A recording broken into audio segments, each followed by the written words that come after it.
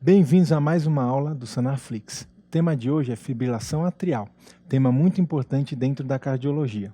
Nessa aula a gente vai falar dos conceitos básicos de definição, de quadro clínico e, por fim, vamos falar do tratamento ambulatorial, porque o tratamento no pronto-socorro, na emergência, é comentado na aula de taquiarritmias. Como que eu defino fibrilação atrial? A fibrilação atrial é um ritmo irregular. Então, se você escutar um ritmo irregular, tem que pensar em fibrilação atrial. Ela é definida pelo eletro. Tem ausência da onda P no eletro de fibrilação atrial.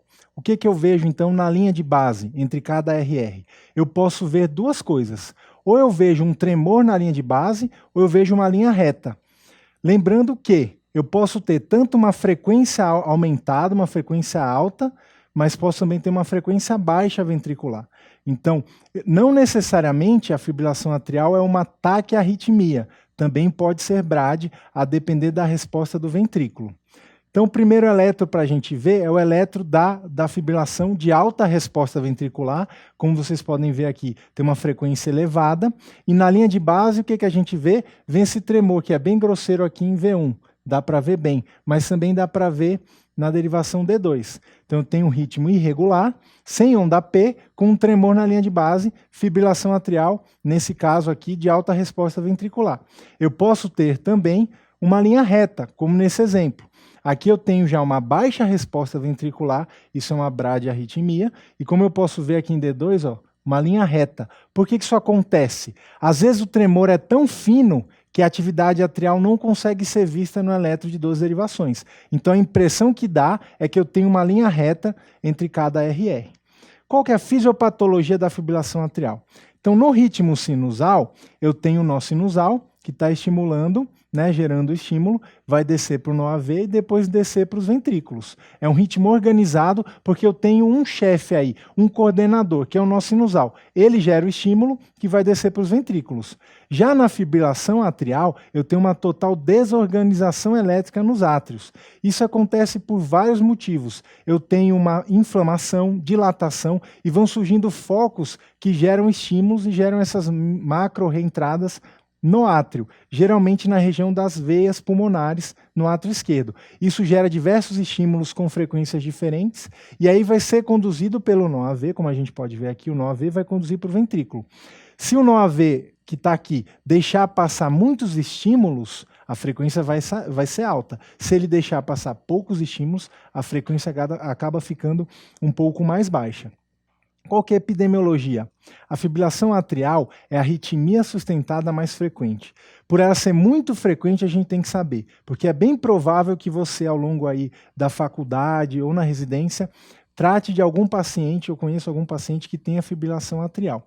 A prevalência dela é estimada em 1 a 2% na população geral, mas isso é um grande ponto de interrogação, porque a maioria dos pacientes são assintomáticos, pessoal. Eles não sentem nada. Eles têm um ritmo regular, mas não sentem nada. O diagnóstico acaba sendo por um eletro que faz de rotina, por um exame físico que você escuta um ritmo irregular. Pensando nisso, várias empresas aí de tecnologia estão entrando no mercado da saúde para fazer diagnósticos desses tipos de doença que são mais difíceis, que são assintomáticas. Uma delas é a Apple e tem esse estudo chamado Apple Watch, Apple Heart Study, que usa o Apple Watch. Com ele, você consegue avaliar o ritmo cardíaco.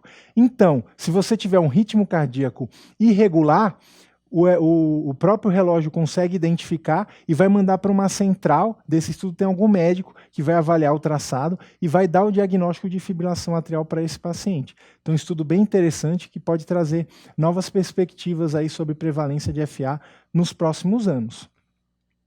Além disso, da epidemiologia, o que a gente tem que lembrar é que a fibrilação atrial é uma doença de pessoas velhas, pessoas idosas.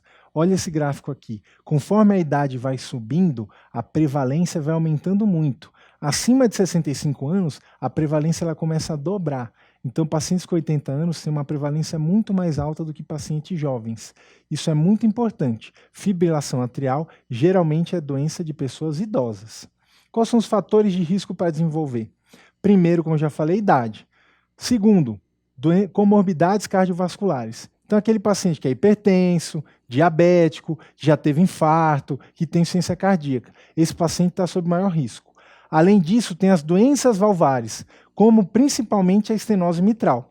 Qualquer doença valvar pode causar FA, mas a principal delas é a estenose mitral, porque ela causa um aumento muito grande de pressão no átrio esquerdo e gera FA. No nosso país, a gente ainda tem muita estenose mitral por conta da febre reumática. A síndrome da apneia e hipopneia obstrutiva do sono. Então, aqueles pacientes que têm obesidade cervical, que roncam muito à noite, que têm sonolência excessiva diurna, esses pacientes, a gente tem tido